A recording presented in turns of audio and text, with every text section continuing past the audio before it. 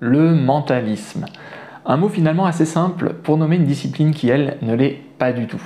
Alors c'est quoi le mentalisme? Qu'est-ce qui différencie un mentaliste d'un illusionniste traditionnel?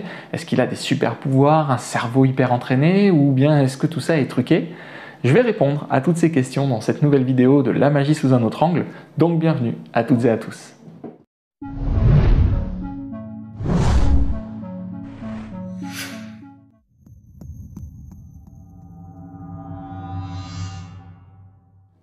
Alors pour commencer, le mentalisme c'est quoi? Déjà il faut savoir qu'il n'y a pas de définition stricte. Chaque mentaliste et peut-être même chaque spectateur peut avoir sa propre définition du mentalisme. Donc difficile bien sûr de trouver une définition universelle, alors je vais plutôt vous donner ma définition. Pour moi le mentalisme c'est une branche de l'illusionnisme qui regroupe un ensemble de tours de magie dont la présentation va permettre aux magiciens de simuler des dons, des sens, des capacités psychiques ou mentales qui n'existent pas chez le commun des mortels. Concrètement, pour moi, un mentaliste, c'est un illusionniste spécialisé dans les effets de lecture de pensée, divination, influence, mais aussi de mémoire prodigieuse, torsion de métal, etc. Alors en disant ça, on a déjà dit pas mal de choses. Déjà, c'est un illusionniste, donc il va donner l'illusion d'avoir ses pouvoirs. En clair, oui, c'est truqué. Dans le sens où le mentaliste va utiliser des techniques de manipulation mentale ou de prestidigitation classique, des accessoires truqués, des principes psychologiques pour réaliser des expériences qui en réalité sont des tours de magie. Le deuxième élément important dans la définition que je vous ai proposée, c'est spécialisé. On va revenir là-dessus, mais un mentaliste ne fera que des tours de mentalisme. C'est certainement la plus grande différence avec un illusionniste traditionnel.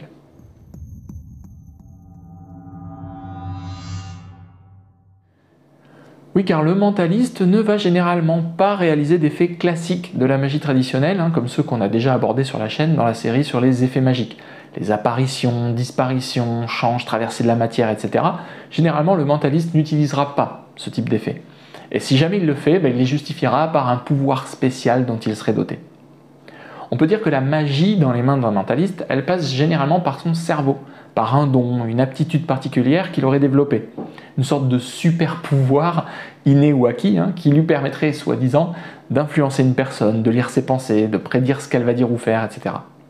Donc en général, il va plutôt agir sur le public que sur des objets, contrairement aux magiciens classiques.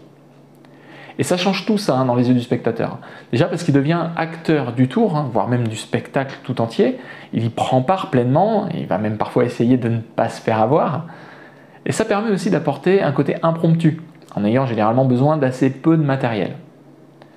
Mais surtout, ça va créer une dynamique, un challenge aussi, une sorte de fascination envers le mentaliste qui arrive à réaliser des choses incroyables apparemment simplement avec son cerveau. C'est sûrement ce qui explique pourquoi le mentalisme plaît autant aux spectateurs. Mais en réalité, pour réaliser ces effets, le mentaliste s'appuie sur certaines techniques et accessoires de la prestidigitation classique, auxquels s'ajoutent des principes psychologiques, des statistiques, des astuces de mémorisation, bref, des artifices qui, eux, par contre, lui sont propres. Et c'est probablement la deuxième différence qu'on peut souligner, l'utilisation de principes liés aux mécaniques de la pensée. C'est même ce qui définit le mentalisme. On va prendre un exemple. Je vais vous demander de penser là, tout de suite maintenant, à un chiffre entre 1 et 10, à un outil et à une couleur.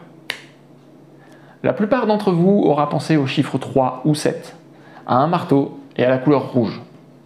Bon, ces trois-là, ils sont archi connus, mais il existe de nombreuses manières comme celle-ci d'influencer la pensée d'un spectateur. Mais ces méthodes, elles ne sont pas infaillibles. Donc il y a beaucoup de tours de mentalistes qui ne fonctionnent pas à 100%. Il peut exister donc une zone d'incertitude, de risque, que le mentaliste va accepter de relever si le tour en vaut la peine. Et puis de toute façon, si jamais ça rate, il aura prévu une parade pour retomber sur ses pieds. Les ratés peuvent aussi être profitables pour le mentaliste, puisque s'il a raté un numéro, ça veut dire que les numéros sont potentiellement ratables, et donc lorsqu'un numéro fonctionne, ça va accentuer d'autant plus son impact pour les spectateurs. Ça, je pense qu'on en reparlera un petit peu plus tard dans une vidéo dédiée. Autre différence avec la magie traditionnelle, les tours de mentalisme utilisent généralement pas ou peu de techniques de manipulation. Alors, on pourrait se dire que c'est un peu de l'illusionnisme facile. En réalité, non, parce que justement, de par la nature même des effets présentés, il va falloir être crédible, donc s'entraîner beaucoup plus et en plus obligatoirement devant un public. Donc on va tâtonner, on va se tromper très souvent devant les spectateurs. On va ajuster son texte encore et encore. Donc oui, c'est globalement plus simple au niveau des techniques de manipulation, même s'il y en a quand même, hein. Mais c'est bien plus compliqué au niveau de la présentation, de la gestion des spectateurs et de la préparation au cas d'échec. La dernière différence qu'on peut souligner, et elle est fondamentale, celle-ci, c'est qu'il est généralement admis que pour qu'un mentaliste soit crédible, il faut que le public croie réellement qu'il n'y a pas de truc. Oui, parce qu'avec la magie traditionnelle, le public sait pertinemment que c'est truqué, hein. On dit souvent d'ailleurs que pour apprécier un tour de magie, le public accepte inconsciemment de suspendre un instant sa logique, son esprit scientifique, pour accepter d'y croire. Avec le mentalisme, il faudrait qu'il y croie. Et ça, malheureusement, ça pose problème. Et oui, parce que même si en réalité les mentalistes ne sont pas des surhommes, hein, ils sont simplement des illusionnistes comme les autres, ils se sont juste spécialisés dans ce genre d'effets, ils ont créé un personnage, un spectacle, mais malheureusement, certains d'entre eux, pour que leur carrière décolle, hein, n'hésitent pas à laisser croire qu'ils ont réellement des vrais pouvoirs, sans jamais lever le doute là-dessus. Dans le genre, on peut citer Uri Geller, évidemment, hein, qui a longtemps fait croire qu'il arrivait à tordre le métal par la pensée, tout en vendant en parallèle des vidéos explicatives de ses tours pour les magiciens. Dans l'absolu, on pourrait se dire que c'est pas bien grave, mais en réalité c'est problématique, parce que ça tire vers le bas l'éducation générale du public, qui en croyant que c'est vrai, il sera persuadé que de tels pouvoirs existent, alors que là, pour le coup, c'est truqué. Donc il ne développera pas son esprit critique scientifique, et il ne se protégera donc pas contre les arnaqueurs ou les sectes, et ça a parfois des conséquences dramatiques. Je pense qu'il vaudrait mieux justement que les mentalistes se servent de leurs connaissances pour éduquer les spectateurs. On en a déjà parlé plusieurs fois sur la chaîne, mais encore une fois, tout dépend de la motivation du magicien.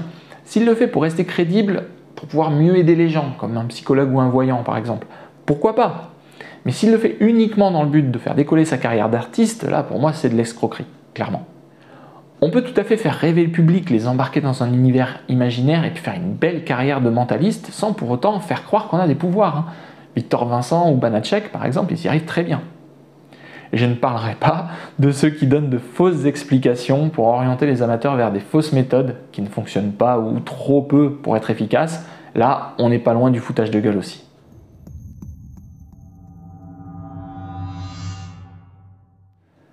Alors maintenant qu'on a tenté de définir le mentalisme et qu'on a appuyé les différences avec la prestidigitation plus classique, on peut se poser une question. Est-ce que vous voyez laquelle ?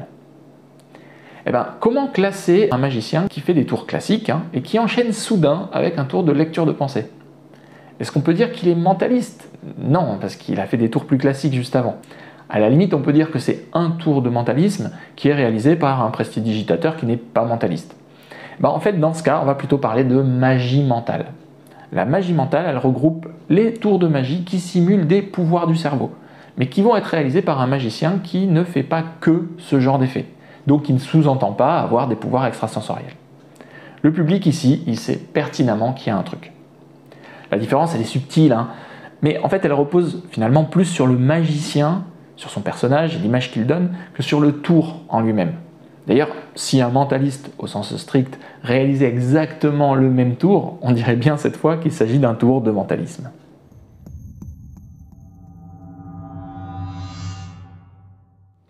Concernant ses origines, je pense que si on demande aux spectateurs friands de mentalisme de quand date cette discipline, je pense qu'ils diront probablement une dizaine ou une vingtaine d'années, parce que notamment il a connu un regain de popularité ces derniers temps, notamment avec Derren Brown, Fabien Olicard, Victor Vincent et la série télé Le Mentaliste. Mais en réalité, il date de bien plus longtemps que ça. Tout dépend de la définition qu'on en fait, mais les effets de mentalisme, ils datent au moins de l'Antiquité, donc ils sont plus de 1000 ans. Le terme mentalisme, à la base, c'était un concept philosophique qui a ensuite été repris au début du XIXe siècle dans la littérature ésotérique. En 1871, Jean-Eugène Robert Houdin en parlait déjà dans son livre « Comment on devient sorcier » sous le terme de prestidigitation de l'esprit. Il présentait d'ailleurs lui-même un numéro de double vue avec son fils, qui, les yeux bandés, parvenait à deviner les objets que son père lui présentait à distance. Toujours en France, le couple Mir et Miroska a fait aussi une belle carrière internationale à partir des années 40 avec ce type de numéro.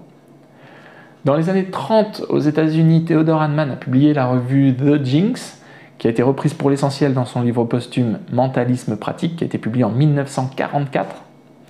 Et plus récemment, 13 Steps of Mentalism de Tony Corinda, qui est aussi un livre fondamental, est paru en 1961. Tant qu'on en est à citer les grands noms du mentalisme, Max Maven a créé à partir de la fin des années 70 de nombreux effets et principes qui sont devenus des références et qui sont encore utilisés aujourd'hui, et c'était il y a plus de 40 ans. On pourrait en citer encore beaucoup d'autres, comme Larry Baker ou Bob Cassidy par exemple. Mais vous voyez qu'en réalité, le mentalisme existe depuis bien plus longtemps qu'on pourrait le penser. Il a eu des hauts et des bas, des phases d'évolution, et d'ailleurs, il continue toujours à évoluer avec les techniques modernes, notamment l'électronique et le numérique.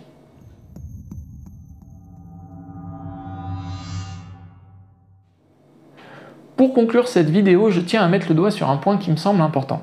Ces dernières années, le mentalisme a clairement relancé l'intérêt du public pour la magie. On voit que régulièrement, il y a un spectacle, un magicien ou une discipline qui dépoussière notre art.